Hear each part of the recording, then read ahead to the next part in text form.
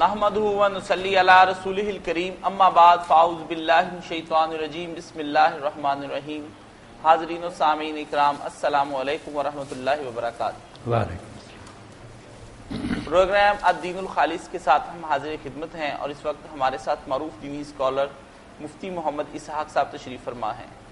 مولانا ہمیں جو سوال موصول ہوا ہے اس میں یہ ہے کہ کچھ لوگ جاری نماز میں شامل ہونے کے لیے انتظار کرتے رہتے ہیں اور اس وقت جب لوگ سجدے کی حالت میں ہوتے ہیں نماز کا حصہ بننے کی کوشش کرتے ہیں، اور یہ کام کرنا درست ہے یا غلط ہے؟ کیا کرتے ہیں؟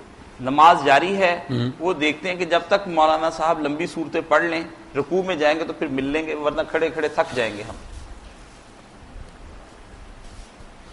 ان لوگوں کا یہ عمل انتہائی برا ہے۔ بس جس وقت آدمی آئے جماعت ہو رہی فوراً اللہ اکبر کے اگر ساتھ شامل ہوں اور یہ سمجھنا کہ لمبی صورت ہے اس لیے میں سجدے میں ملوں گا، اس سے زیادہ بدنصیبی کیا قرآن مجید بھی نہیں سنتے۔ باقی امام جو ہے نا اس کو بھی چاہیے کہ وہ اتنی لمبی صورتیں نہ پڑھے کہ لوگ تنگ آ جائیں اور جماعت ہی چھوڑ دیں۔ جی، حضرت معاذ بن جبل رضی اللہ تعالیٰ نے سورہ بقرہ شروع کر دی فجر کی نماز میں، تو ایک آدمی جو سارا دن اونٹ چلاتا تھا نا وہ پھر چھوڑ کر ہی چلا گیا عشاء کی نماز، اور بعد لوگوں نے کہا کہ یہ منافق ہے جس کو قرآن نہیں اچھا لگا، تو وہ رسول اللہ کے پیش ہوا، اس نے کہا سارا دن اونٹ ہانکتے ہیں، تھکا ماندہ ہوں، انہوں نے اتنی لمبی صورتیں شروع کر دی، میں چھوڑ کر اپنی الگ پڑھ کے جب مجھے منافق کہا۔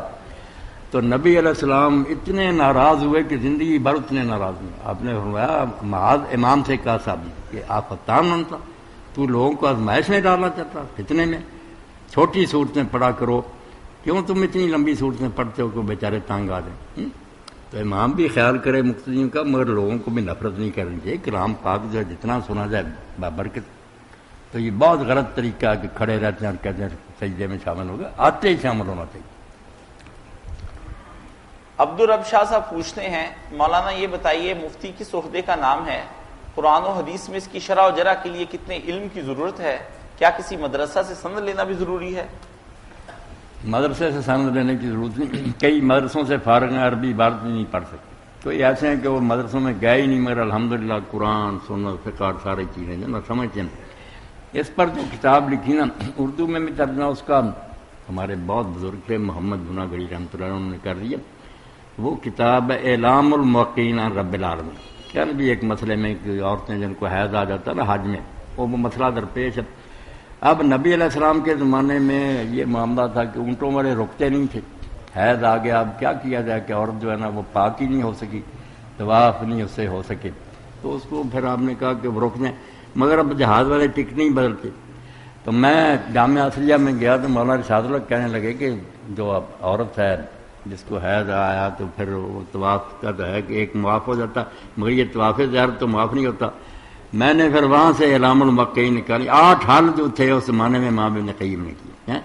تو یہ کتاب جو ہے نا اعلام الموقعین عن رب العالمین، کہ رب العالمین کی طرف سے جو لوگوں کو فرمان سناتے ہیں، فتویٰ دیتے ہیں، موقع کہتے ہیں ان کو توقیع، ان کی خبرداری کی 4 جلدیں ان کے آداب ہی لکھے ہیں، ان کو بتایا کہ دین بتانے کا یہ طریقہ علم ہونا چاہیے۔ جو فتویٰ دیتا ہے نا وہ سمجھے بڑی ذمہ داری ہے، میں اللہ کی طرف سے بول رہا ہوں کہ اللہ یہ کہتا ہے رسول، اگر یہ بات غلط ہوئی کیا بنے گا؟ ایک ساتھی پوچھتے ہیں کہ کیا صحیح بخاری اور صحیح مسلم کی تمام احادیث درست ہیں؟ باقی 4 احادیث کی کتب کے متعلق بتا دیں کہ ہم کیسے عام زندگی میں احادیث کے بارے میں جان سکتے ہیں کہ وہ ضعیف ہیں یا صحیح ہیں؟ صحیح بخاری اور صحیح مسلم جو ہے نا ان کو ہم کہتے ہیں صحیح ہیں، کہ صحیح کتاب، مگر اس کا مطلب یہ نہیں کہ ان میں جو کچھ سارا قرآن کی طرح، انہوں نے بھی کئی چیزوں کی نشاندہی کی ہے کہ یہ باتیں نہیں ٹھیک۔ اسی لیے امام مسلم نے تو اپنی کتاب میں ترتیب یہ رکھی نا کہ میں باب میں جب حدیثیں شروع کروں گا تو پہلے صحیح چوٹی کی لکھوں گا، نمبر 2 پر پھر کمزور راویوں کی بھی ہوں گی وہ تائید کے لکھے۔ باقی 4 کتابیں جو نا سنن اربع ان میں کمزور ضعیف روایتیں بھی ہیں، ابن ماجہ میں 1-2 موضوع بھی ہیں، ان کو سنن کہتے ہیں، وہ اس درجہ کو نہیں پہنچ سکی جو صحیح بخاری اور مسلم کا، یہ بہت محنت سے لکھی گئی۔ باقی اللہ کی کتاب کا تو مقابلہ ہی نہیں، جیسے اللہ کا کوئی شریک نہیں اس کی کتاب کا بھی کوئی شریک نہیں۔ انسانی کوشش ہے، بندوں کی لکھی کتابوں میں سے بہت اعلیٰ کتاب ہے۔ ماشاءاللہ۔ ایک ساتھی شہزاد صاحب یو اے ای سے پوچھتے ہیں کہ میں یو اے ای میں رہتا ہوں اور یہاں میرا اپنا گھر ہے، پاکستان میں بھی میں نے ایک گھر خرید رکھا ہے، پاکستانی گھر میں میں سال میں صرف 1 بار آ کر رہتا ہوں اور واپس چلا جاتا ہوں، کیا ایسی صورت میں میرے اس گھر پر زکوٰۃ لگتی ہے؟ نہیں، گھر پر زکوٰۃ نہیں لگتی، نہ دکان پر زکوٰۃ لگتی. جو آمدنی ہوتی ہے نا، مثلا مکان کرائے پر دیا، اس سے جو کرایہ ملتا ہے نا اس پر، یہ مکان کروڑوں کا بھی ہو نا، مکان کی قیمت نہیں لگانا، نہ اس پر زمین کا کوئی مالک ہے کھیتی باڑی کرتا ہے، جو کھیتی پیدا ہوتی ہے وہاں پیداوار اس پر عشر ہے، زمین کی قیمت نہیں، مکان وغیرہ کی قیمت پر نہیں. جو اس سے آمدنی نا اگر اس نے دے رکھا ہے کرائے پر تو وہ کرائے کی رقم پر ہوگا. ایک دوست پوچھتے ہیں کہ حضرت ابوبکر صدیق رضی اللہ تعالیٰ عنہ کا عقیدہ تھا کہ رسول اللہ صلی اللہ علیہ وسلم اپنی قبر میں زندہ ہیں. انہوں نے وصیت بھی کی تھی کہ جب میں فوت ہو جاؤں تو میرا جنازہ حضور کے گھر کے دروازے پر لے جانا، دروازہ کھل جائے اور سرکار اس کی اجازت دے دیں گے، اس کا مطلب مجھے وہیں دفن کرنا، ورنہ مجھے واپس لے جانا. تو وہ لوگوں نے ایسا ہی کیا تو آواز آئی دوست کو دوست سے ملا دو. اس قصے کے متعلق آپ کیا کہتے ہیں؟ تحقیقی بات وضاحت فرما دیں. تحقیقی بات ہی بیٹا ہونی چاہیے. اللہ کے رسول علیہ السلام اگلی دنیا میں زندہ ہیں، بالکل ٹھیک ہے، وہی زندہ نہیں بلکہ یقین جانے مراتب میں تو فرق ہے، الگ الگ زندگی. کوئی آدمی جو مرتا نا بے شک وہ کافر ہی ہے، وہ اس طرح نہیں مرتا کہ مٹ گیا، زندہ ہے اگلی دنیا میں. اسی لیے عذاب و ثواب قبر ہوتا ہے. وہ دنیا الگ ہے مگر ہیں سب زندہ، برے بھگت رہے ہیں، اپنے مصیبتوں میں حوالات میں بند ہیں. نیک لوگ ریسٹ ہاؤسوں میں ٹھہرائے ہوئے ہیں، بنگلوں میں خوشبو ہیں جنت کی، وہاں زندہ سب ہے. اللہ کے رسول علیہ السلام کو درود و سلام بھی پہنچتا ہے، حضور اس کا جواب بھی دیتے ہیں.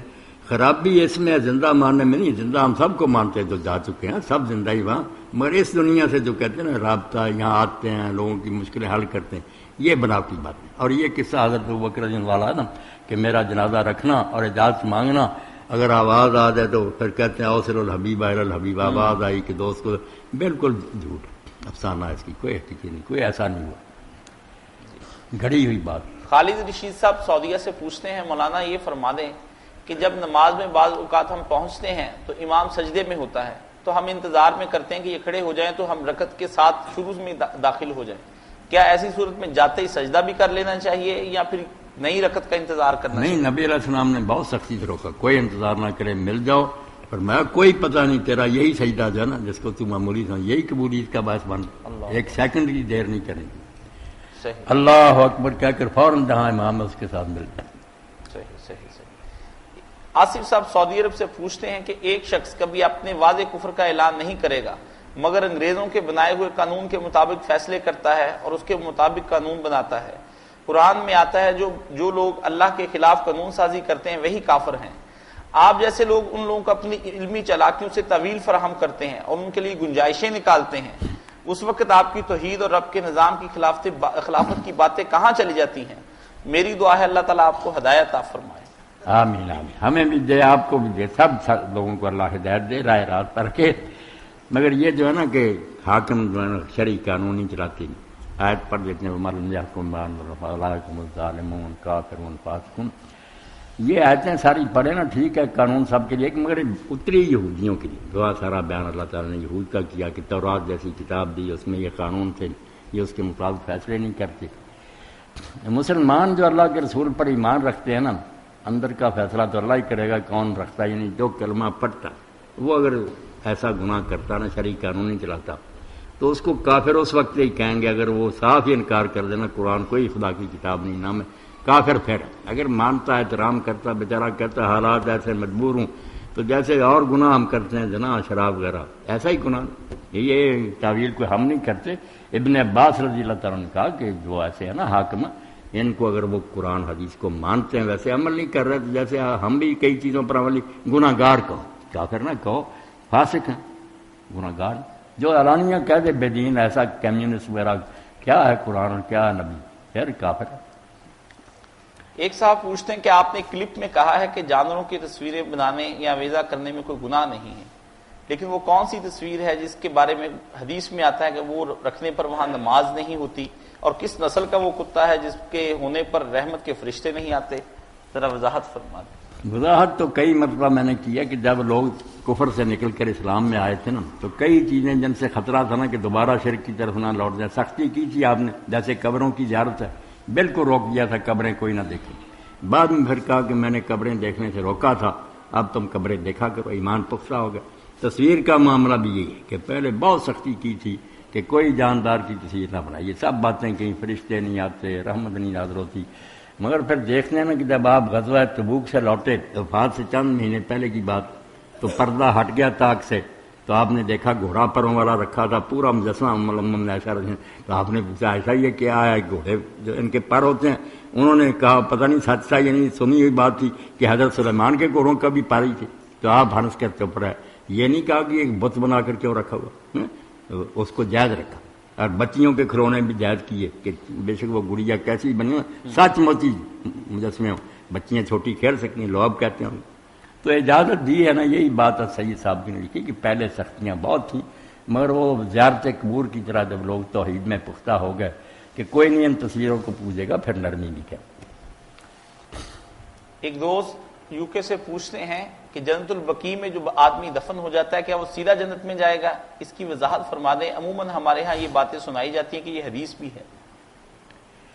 ایک تو مکہ اور مدینہ کے قبرستان کو جو لوگ جنت کہتے ہیں نا، جنت المالا، جنت البقیع، یہ محاورہ بالکل غلط ہے. جنت ان کو کہیں نہیں کہا گیا، نہ یہ دین میں کہیں آیا.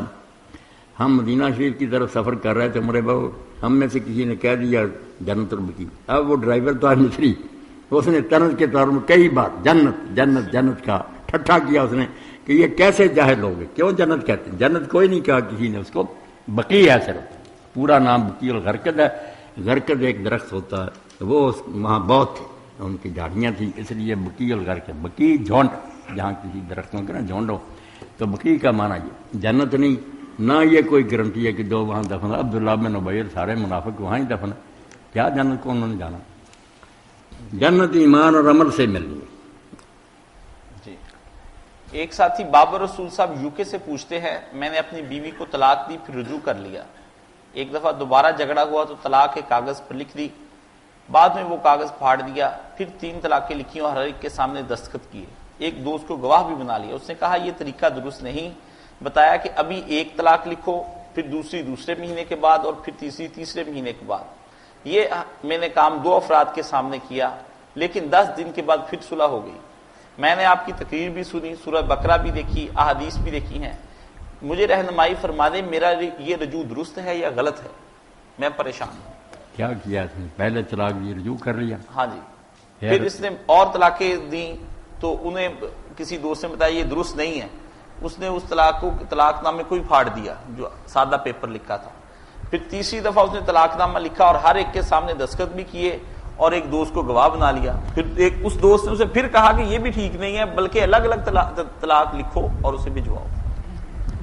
پہلی طلاق کے بعد رجوع کیا، دوسری طلاق دی وزینہ لکھا یا پھاڑ دیا.